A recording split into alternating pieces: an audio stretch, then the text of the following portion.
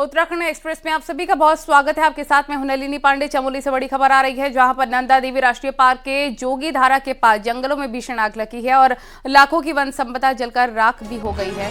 One विभाग की team मौके पर पहुंचकर आग को काबू करने का प्रयास कर रही है। पहाड़ों में जनवरी महीने में ही इस बार फायर सीजन जैसी आग दिखाई दे रही है। जगह जगह जंगलों में आग लगने की घटनाएं सामने आ रही हैं। बड़ी खबर इस वक्त की चमोली से। नंदा देवी राष्ट्रीय पार्क के जोगी धारा के पास जंगलों में भीषण आग लग गई है और लाखों की वन संपदा जलकर राख हो गई है। वन विभाग की टीम मौके पर पहुंचकर आग को काबू करने का प्रयास कर रही है। पहाड़ों में जनवरी महीने में ही इस बार फायर सीजन जैसी स्थिति देखने को मिल रही है।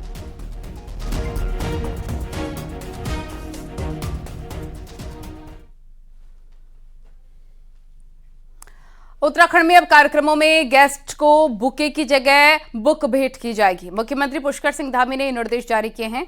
सचिवों की उच्च स्तरीय मीटिंग लेते हुए मुख्यमंत्री ने कहा कि राज्य में बुके नहीं, बुक की संस्कृति बनाई जाए। उन्होंने हर जिले और ब्लॉक में एक एक लाइब्रेरी स्थापित करने के निर्देश भी अधिकारियों को दिए। मुख्यमंत्री ने स्वच्छता पर फोकस करते हुए कहा है कि 1 साल के अंदर देहरादून, हरिद्वार, रुद्रपुर, हल्द्वानी और कोटद्वार स्वच्छता रैंकिंग में टॉप पर आ जाएं। इसके लिए सुनियोजित योजना बनाई जाए। मुख्यमंत्री ने कहा कि सरकारी आयोजनों में खाने की बर्बादी न हो, खाने के दुरुपयोग को रोकने के लिए अधिकारी प्रभावी कार्य योजना बनाए। निजी समारोह में खाने के दुरुपयोग को रोकने के लिए भी जागरूकता अभियान चलाने के निर्देश मुख्यमंत्री ने दिए हैं।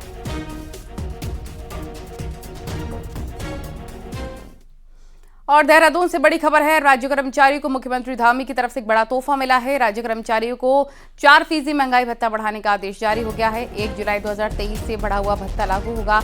करीब 2 लाख कर्मचारियों को सीधा फायदा मिलेगा और इसके लिए सालाना 500 करोड़ रुपए खर्च होंगे।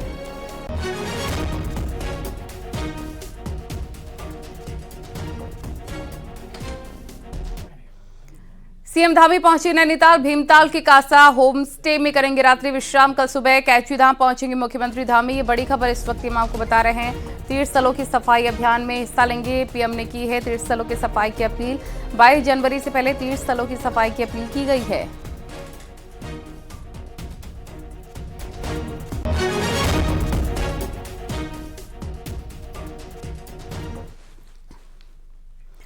राज्य के विकास का रोड मैप तैयार करने के लिए धामी सरकार एक बार फिर से चिंतन शिविर आयोजित करने जा रही है। ये शिविर फरवरी महीने में नैनीताल में आयोजित करने का प्लान बनाया जा रहा है। देखिए रिपोर्ट।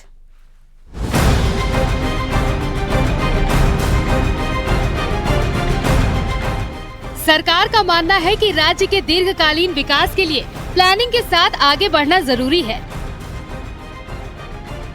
रोजमर्रा के कामों से हटकर इस पर चर्चा हो और सबके सुझाव से राज्य के विकास के लिए लॉन्ग टर्म प्लानिंग की जाए। खासकर इन्वेस्टर समिट की सफलता के बाद इसकी और भी जरूरत महसूस होने लगी है। इसके लिए फरवरी महीने में चिंतन शिविर प्लान किया जा रहा है। शिविर में मुख्यमंत्री, मंत्री, सभी सचिव, डीएम, सीडीओ, विभाग अध्यक्ष और विभिन्न क्षेत्रों के एक्सपर्ट मौजूद रहेंगे। अभी माननीय मुख्यमंत्री जी के बहुत व्यस्ततम शेड्यूल है, तो हम लोग अभी कोशिश कर रहे हैं कुछ 3 दिन के लिए हमें समय मिल जाए और जिसमें हम चिंतन शिविर करें। और चूंकि पिछले बार हमने मसूरी में किया था, तो इस बार ये डिसीजन हुआ है कि नैनीताल में कराया जाएगा और फरवरी के महीने में तिथियों का भी निर्धारण होना बाकी है। 2 से 3 दिन तक चलने वाले इस शिविर में कई टॉपिक पर ब्रेन स्ट्रीमिंग होगी। नवंबर 2022 में भी सरकार इसी तरह का चिंतन शिविर आयोजित कर चुकी है। इस शिविर से निकले सुझाव पर सरकार ने बाद के दिनों में अपनी कई पॉलिसियों में बदलाव किया था, तो कई नए शासनादेश भी जारी किए थे। न्यूज़ 18 के लिए देहरादून से सुनील नवप्रभात की रिपोर्ट।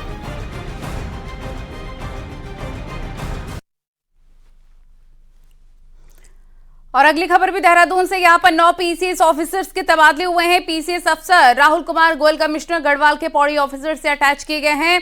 वहीं शैलेंद्र सिंह नेगी ऋषिकेश के नगर आयुक्त बने हैं। इससे पहले शैलेंद्र सिंह नेगी टिहरी में डेप्यूटी कलेक्ट्रेट थे और चतर सिंह चौहान उत्तरकाशी के डेप्यूटी कलेक्ट्रेट बने हैं। युक्ता मिश्रा को डेप्यूटी कलेक्ट्रेट देहरादून बनाया गया, जबकि पौड़ी के डेप्यूटी कलेक्ट्रेट अबरार रहमत बने हैं।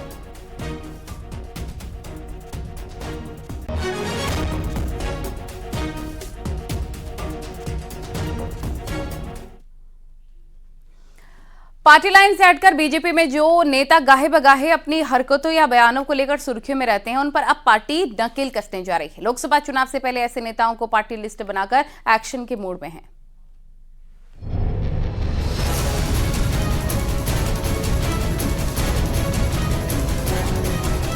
बीजेपी ने अपने उन नेताओं की लिस्टिंग शुरू कर दी है जो पार्टी में किसी न किसी वजह से अनुशासनहीनता को लेकर सुर्खियों में रहते हैं, या पार्टी में जो नेता आपराधिक घटनाओं में शामिल रहे हैं, उन पर पार्टी संगठन सिलसिलेवार काम करने जा रहा है। प्रदेश अध्यक्ष का कहना है कि अपने दल में हम उन्हीं नेताओं की ज्वाइनिंग भी कराएंगे जो आपराधिक घटनाओं में न घिरे हों। इसके लिए अनुशासन कमेटी बनाई गई है जो इसको दो तरह से देख रही है। पहला, कोर्ट से सजा पा चुका व्यक्ति, और दूसरा, आरोप लगाने के लिए कहीं मुकदमे तो दर्ज नहीं हुए। हमारी अनुशासन कमेटी बनी हुई है और जब इस प्रकार का विषय आता है उस कमेटी तक हम पहुंचाते हैं। और मैंने पिछले दिनों जब भी इस प्रकार की बयानबाजी किसी के द्वारा भी हुई है उसको संज्ञान लिया है और कुछ को नोटिस भेजे, कुछ का से वार्ता के बाद समाधान निकला है। और मैं कहता हूँ अनुशासनहीनता किसी भी स्तर पर ये कम से कम मेरे दल के अंदर बर्दाश्त नहीं की जाती है। वहीं विपक्ष कहता है दूसरे दल पर तो बीजेपी की नजर है, लेकिन कभी अपने दल में शामिल उन नेताओं पर कार्रवाई नहीं की जो कई तरह के आरोपों से घिरे रहे या जिनके लोगों के साथ मारपीट के वीडियो वायरल हुए। तमाम आरोप चल इनके विधायकों पे चल रहे हैं, उनकी लिस्ट भी तो बनाए, उनको बाहर करो तब हम मानेंगे कि आप वास्तव में क्रिमिनल्स को बाहर करना चाहते हैं, राजनीति में शुचिता लाना चाहते हैं, शुद्धिकरण करना चाहते हैं। अब चुनाव करीब है तो अनुशासित पार्टी होने का दावा ठोकने वाली बीजेपी अब किसी भी लेवल पर चूक नहीं चाहती और इसीलिए पार्टी अपने नेताओं की मॉनिटरिंग शुरू कर रही है। न्यूज़ 18 के लिए देहरादून से भारती सकलानी, उनियाल की रिपोर्ट।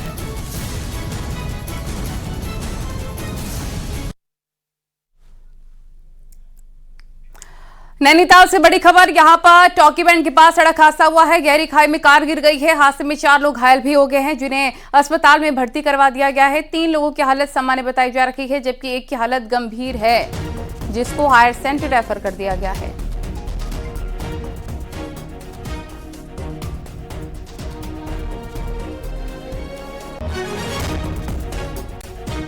है कि शुक्रवार को सब्जी मंडी में सब्जी लेने आई महिलाओं के साथ सब्जी बेचने वाले ने गाली गलौज की, जिससे नाराज होकर काफी संख्या में आज महिला सब्जी मंडी पहुंची और प्रदर्शन किया और सब्जी मंडी में तालाबंदी की गई। महिलाओं का कहना है कि सब्जी विक्रेता ने उसे चाकू निकालकर जान से मारने की धमकी तक दे डाली थी। मामले का संज्ञान लेते हुए मंडी समिति ने सब्जी विक्रेता का लाइसेंस निरस्त कर दिया है।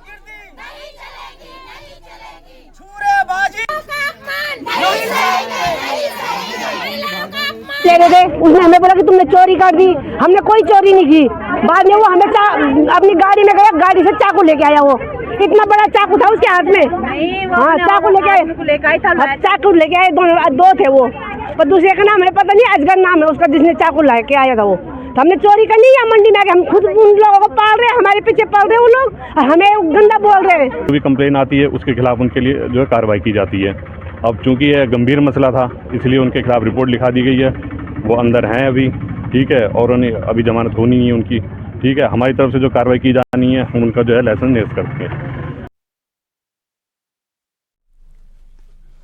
उत्तराखंड में आने वाले दिनों में कोहरा और परेशानी बढ़ाएगा। मौसम विज्ञान केंद्र की तरफ से मैदानी जिलों में घने कोहरे का पूर्व अनुमान जताया गया है। वहीं 17 तारीख को उत्तरकाशी, चमोली, रुद्रप्रयाग जिले में बारिश का पूर्व अनुमान जताया गया है, जबकि 3500 मीटर के ऊपरी इलाकों में हल्की बर्फबारी का पूर्व अनुमान भी जताया गया है। ये देखिए फॉग आप देख सकते हैं साफ तौर पर, पहाड़ों में और ज्यादा ठंड बढ़ने वाली है ऐसा पूर्व अनुमान व्यक्त किया गया है। ठंड का टॉर्चर साफ तौर पर लोगों को झेलना पड़ रहा है। 17 जनवरी से बारिश की संभावना भी व्यक्त की गई है।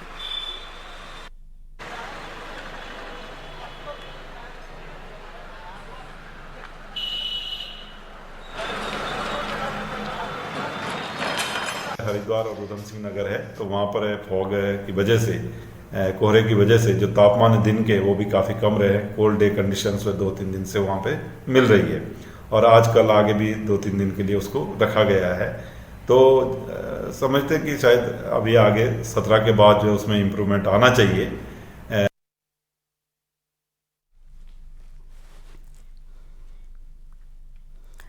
मकर संक्रांति स्नान पर्व को लेकर पुलिस प्रशासन ने तैयारियां शुरू कर दी है। आज हरिद्वार के ऋषिकुल ऑडिटोरियम में स्नान पर्व की ड्यूटी पर तैनात किए गए पुलिस कर्मियों की ब्रीफिंग की गई। हरिद्वार के एसपी सिटी स्वतंत्र कुमार ने सभी पुलिस कर्मियों की ड्यूटी पॉइंट्स के बारे में विस्तार से जानकारी दी। एसपी सिटी ने बताया कि पूरे मेला क्षेत्र को 7 जोन और 17 सेक्टर में बांटा गया है और पर्याप्त संख्या में पुलिस कर्मियों की तैनाती की गई है। साथ ही उन्होंने बताया कि भारी ठंड को देखते हुए हर की पौड़ी पर एम्बुलेंस भी तैनात रहेगी और भीड़ का दबाव बढ़ने पर ट्रैफिक डायवर्शन प्लान भी लागू किया जाएगा।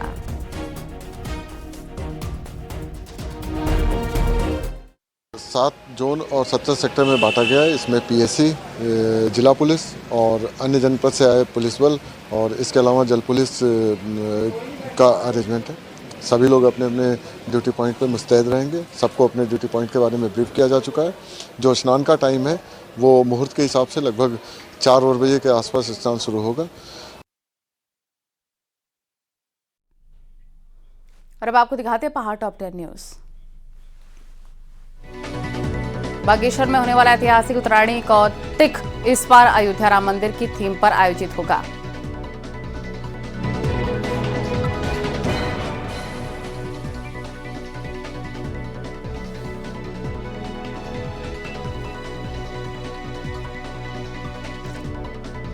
नब्बे के दशक में राम मंदिर के उग्र आंदोलन में कई राम भक्त कार सेवक पुलिस की गोलियों से मारे गए और कुछ घायल हो गए। इस आंदोलन में उत्तराखंड के कई राम भक्त को भी पुलिस की गोली लगी थी। आज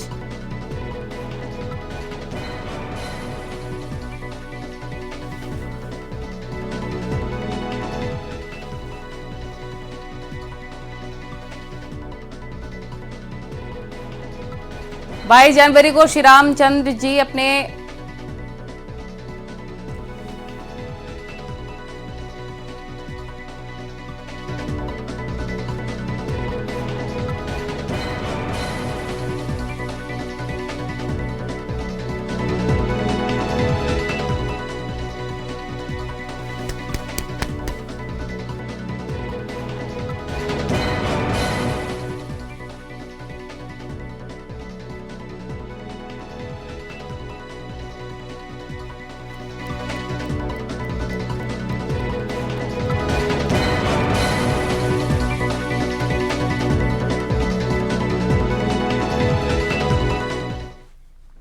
बागेश्वर में होने वाला ऐतिहासिक उत्तरायणी कौतिक इस बार अयोध्या राम मंदिर की थीम पर आयोजित होगा। वहीं बागेश्वर और अयोध्या के बीच एक खास कनेक्शन है।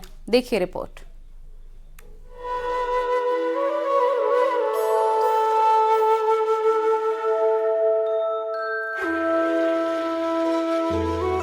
अयोध्या की कहानी सरयू के बगैर अधूरी है। अयोध्या और बागेश्वर का कनेक्शन भी सरयू नदी से ही जुड़ा हुआ है। बागेश्वर के सरमूल से ही निकलकर सरयू अयोध्या पहुंचती है और ये नदी श्री राम के वनवास काल से लेकर उनकी अयोध्या वापसी का साक्षी रही है। इसलिए तो सरयू का नाम सुनते ही मन में राम नगरी की छवि बन जाती है। माँ सरयू जी के तट पे ये बसा बागेश्वर। यहाँ से आप 100 किलोमीटर के अंदर माँ सरयू जी का उद्गम स्थल है और वो सरमूल के नाम से, सहस्त्रधारा के नाम से जाना जाता है। यहीं से होकर के अयोध्या सरयू जी गई हैं। समय वशिष्ठ ऋषि जो हैं जल ले गए थे, सरयू ले गए थे और आज जो है आधुनिक गाड़ियों में वो जल जा रहा है डायरेक्ट। तो ये बहुत खुशी की बात है और हम लोगों की आस्था का केंद्र भी ये है, सरयू नदी है। हमारे जितने भी दैविक कार्य होते हैं, शुभ कार्य होते हैं, हम गंगा जल के रूप में सरयू का जल ले जाते हैं।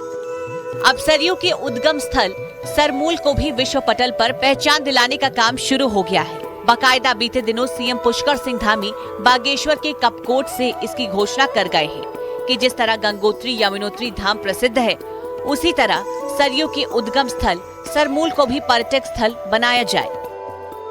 इसको धार्मिक दृष्टि से जो है सौंदर्यकरण किया जाएगा करके इसकी घोषणा की है और धीरे धीरे जो है इसका बहुत ही अच्छा विकास होगा, क्योंकि बागेश्वर जिले के सरमूल सौधारा से यह सरयू निकलती है। हम देखते हैं सरमूल सरयू का उद्गम स्थल है और सरयू अयोध्या को सरयू नदी के तट पर स्थित माना जाता है और ये सरयू का पौराणिक एक कथा रही है कि श्री राम जी की एक पौराणिक कथा रही है सरयू से रिलेटेड। तो सरमूल के लिए वहाँ सौंदर्यीकरण के लिए हमने इंफ्रास्ट्रक्चर डेवलपमेंट के लिए काफी प्रोजेक्ट चलाए हैं वहाँ। आज हर राम भक्त अयोध्या जाने को आतुर है। अयोध्या में एकाएक पर्यटकों की संख्या बढ़ने लगी है।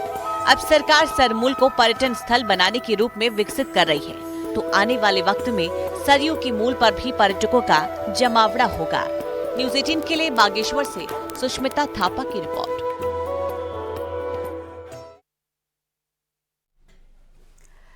नब्बे के दशक में राम मंदिर के उग्र आंदोलन में कई राम भक्त कार सेवक पुलिस की गोलियों से मारे गए और कुछ घायल हो गए। इस आंदोलन में उत्तराखंड के भी एक राम भक्त को पुलिस की एक गोली लगी थी। आज आपको उन्हीं से मिलवाते हैं।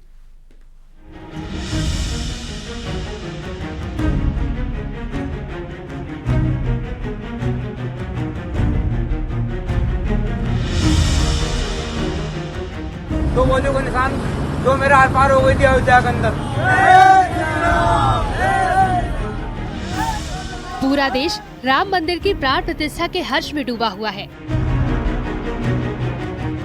और ये क्षण उन कार सेवकों के लिए भावुक करने वाला है जिन्होंने पुलिस की लाठी की मार और बंदूकों की गोलियों के बीच भी राम मंदिर का संकल्प नहीं टूटने दिया। ऐसे ही एक शख्स है श्री राम मंदिर के लिए अपने प्राणों की बाजी लगाने वाले हल्द्वानी के राजेंद्र गुप्ता उर्फ जाको भाई।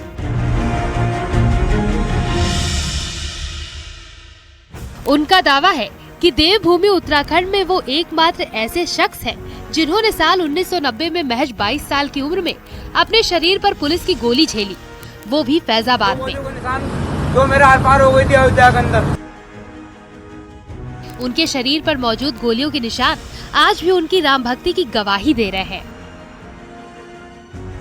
उसके बाद जब अयोध्या पहुंचे तो वहाँ पे हमको तमाम पुलिस वालों ने रोक लिया और रोकने के बाद हम जबरदस्ती जो है जाने के लिए लगे, जाने की जबरदस्ती हमने प्रवेश करने के लिए लगे तो पुलिस ने हमारे ऊपर अंधाधुंध गोली चला दी। बहुत से कार सेवक वहीं मर गए थे और बहुत से घायल हो गए, जिसमें एक में भी गोली लगने के बाद अयोध्या सरयू पुल से भागा अपने मित्रों के संग जो मेरे संग कार सेवा करने के लिए आए थे। छोटा मोटा व्यवसाय कर अपना गुजारा करने वाले राजेंद्र गुप्ता इस बात से थोड़ा निराश है कि उन्हें इतने बड़े आयोजन में विश्व हिंदू परिषद की तरफ से कोई बुलावा नहीं आया। इस बीच उनके साथी मांग कर रहे हैं कि प्राण प्रतिष्ठा कार्यक्रम में राम मंदिर के लिए गोली खाने वाले जाको को बुलाया जाए। यह हमारे 550 सालों का संघर्ष जो है आज उसका शुभ दिन आया है, तो हम ये कहना चाहते हैं कि हमारे राजेंद्र गुप्ता उर्फ जाकू भाई को भी प्राण प्रतिष्ठा में सम्मिलित होने का एक अवसर प्रदान करना चाहिए। ये हमारे बचपन के साथ के हैं, इन्होंने बहुत संघर्ष किया, इसके लिए इन्होंने अपने हाथ में गोली भी खाई और हम भी गए थे इनके साथ, तो बहुत इन्होंने भाग दौड़ ये चीज़ बहुत चीज़ करी है जो इनको सम्मान मिलना चाहिए, जो हमारे उत्तराखंड के लिए इनको सम्मान पक्का मिलना चाहिए। राजेंद्र गुप्ता के पास कई ऐसे दस्तावेज हैं जो उनकी राम भक्ति की गवाही पेश करते हैं। भले ही उन्हें प्राण प्रतिष्ठा कार्यक्रम में न बुलाया गया हो, लेकिन राजेंद्र गुप्ता इस बात से खुश है कि उनके जैसे हजारों लोगों का संघर्ष आखिरकार काम आया और 550 साल बाद अयोध्या नगरी फिर से राममय हो रही है। हल्द्वानी से न्यूज़ 18 के लिए शैलेंद्र नेगी की रिपोर्ट।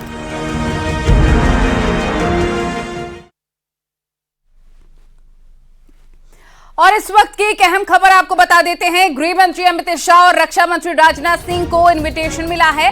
22 जनवरी को प्राण प्रतिष्ठा का निमंत्रण मिला है। वीएचपी नेता आलोक कुमार, मंदिर निर्माण समिति के अध्यक्ष नृपेंद्र मिश्र ने निमंत्रण पत्र दिया। ये बड़ी खबर इस वक्त की आपको हम बता रहे हैं।